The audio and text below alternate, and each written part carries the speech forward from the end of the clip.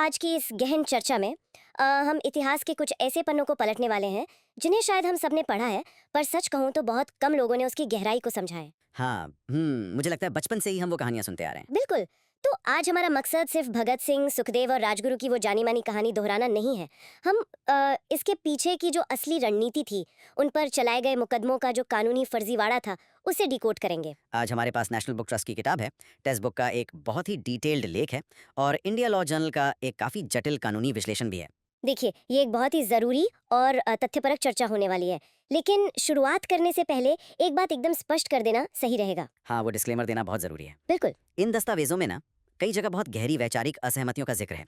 जैसे महात्मा गांधी का जो अहिंसक दृष्टिकोण था और इन युवा क्रांतिकारियों का जो सशस्त्र विद्रोह था, उसके बीच का टकराव। Right, right. तो ये साफ कर देना ज़रूरी है कि हमारी इस गोष्ठी का उद्देश्य किसी भी राजनीतिक विचारधारा को सही या गलत ठहराना बिल्कुल नहीं है। हम सिर्फ उस ऐतिहासिक जानकारी को निष्पक्ष तरीके से सामने रख रहे हैं जो इन मूल स्रोतों में दी गई है। एकदम सही बात है। हमारा काम बस जो लिखा है उसे एनालाइज करना है। चलिए इसके पन्नों को खोलते हैं। एक 12 साल का बच्चा जलियांवाला बाग जाता है। वहां की जमीन से खून से सनी हुई गीली मिट्टी उठाता है, उसे एक कांच की बोतल में भरता है और अपने घर ले आता है। रोंगटे खड़े कर देने वाला दृश्य है ये। है ना? सुनने में ये जितना भावुक लगता है, इसके नतीजे उतने ही विशाल थे। यहीं से दुनिया के सबसे बड़े ब्रिटिश साम्राज्य को हिला देने वाले सफर की शुरुआत होती है। उस बच्चे का नाम था भगत सिंह। स्रोतों में लिखा है कि 28 सितंबर 1907 को जब उनका जन्म हुआ तो उसी दिन उनके पिता और चाचा जेल से रिहा हुए थे। हाँ, और इसी वजह से उन्हें भागों वाला यानी किस्मत वाला कहा गया था। एग्जैक्टली लेकिन मेरा सवाल ये है कि एक 12 साल का बच्चा जो खून से सनी मिट्टी घर ला रहा है, वो सिर्फ एक इमोशनल रिएक्शन से आगे बढ़कर इतनी गहरी रणनीति बनाने वाला क्रांतिकारी कैसे बन गया? मतलब ये ट्रांसफॉर्मेशन कैसे हुआ? इसका जवाब ना उस समय की घटनाओं की एक पूरी चेन में छिपा है।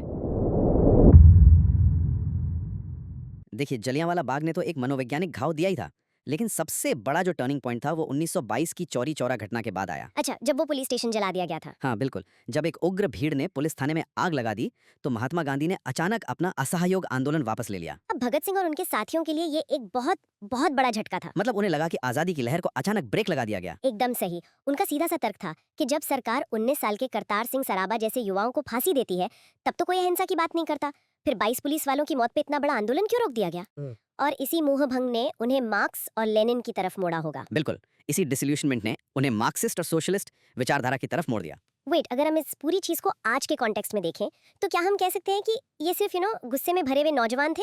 क्योंकि इतिहास अक्सर उन्हें बस एंग्री यंग मैन की तरह दिखाता है। हाँ, वो इमेज तो बन गई है। पर मुझे तो ये किसी बहुत ही स्मार्ट टेक स्टार्टअप के फाउंडर्स की तरह लग रहे हैं।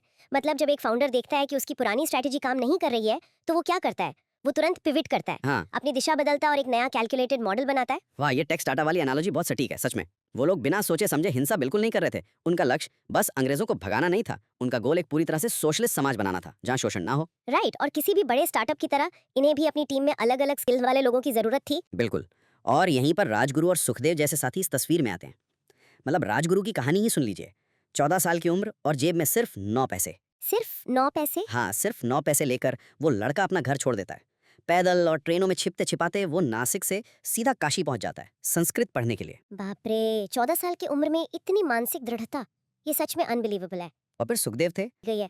ओ, वो तो इंसान की सहन शक्ति की मतलब सारी हदें ही पार कर देती है। वो ओम के टैटू वाली घटना ना। हाँ, मतलब अंडरग्राउंड काम करते समय उन्हें लगा कि इस टैटू से पुलिस उन्हें पहचान लेगी, तो उन्होंने बिना किसी को बताए सीधे अपने टैटू पर नाइट्रिक एसिड डाल लिया। एकदम। और वो नाइट्रिक एसिड कोई आम तेजाब ही नहीं था। वही तो, वो बम बनाने में इस्तेमाल होता है ना। क्या ये सच में मुमकिन है कि कोई अपनी स्किन पर सीधा बम बनाने वाला तेजाब डाल ले और किसी को उफ तक ना करे? इसका शारीरिक असर बहुत भयानक था। उनका हाथ बुरी तरह जल गया, पूरा मांस पिघल गया था और उन्हें बहुत तेज बुखार आ गया। लेकिन उन्होंने किसी के सामने दर्द नहीं दिखाया।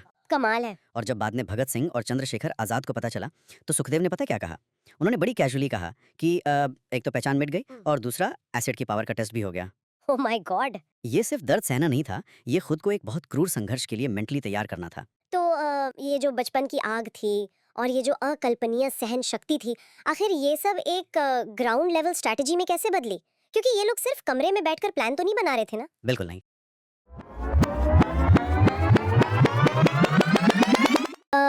यहाँ मुझे एक बात समझ नहीं आती, अगर वो लोग इतने ही कुशल थे, इतने स्मार्ट थे, तो फिर असेंबली में बॉम्ब फेंककर खुद को अरेस्ट क्यों करवाया?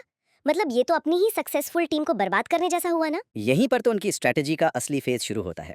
देखिए, 1929 का जो असेंबली बॉम्ब कांड था, उसका मकसद किसी की जान लेना नहीं था। उस समय ब्रिटिश सरकार पब्लिक सेफ्टी बिल और ट्रेड्स डिस्प्यूट बिल पास करने वाली थी। ओ, ये वो कानून थे ना जो हम्म। मजदूरों की हड़ताल को इलीगल बनाते थे। हाँ, और पुलिस को बिना वारंट किसी को भी अरेस्ट करने की खुली छूट देते थे। मतलब पूरी तरह से सिविल राइट्स को कुचलने की तैयारी।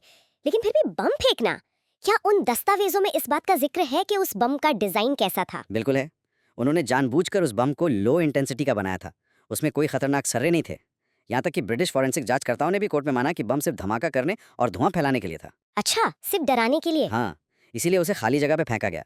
वो बस कार्रवाई रोकना चाहते थे और वहाँ पर्चे उड़ाना चाहते थे। उस पर्चे पर लिखा था, बहरों को सुनाने के लिए धमाके की जरूरत होती है।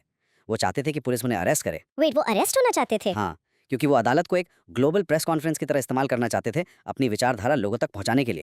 चलिए, आज की इस गहन चर्चा को हम इसी विचार के साथ यहीं रोकते हैं। अगली बार एक नए विषय और कुछ नए ऐतिहासिक दस्तावेजों के साथ फिर से गहराई में उतरेंगे। शुक्रिया।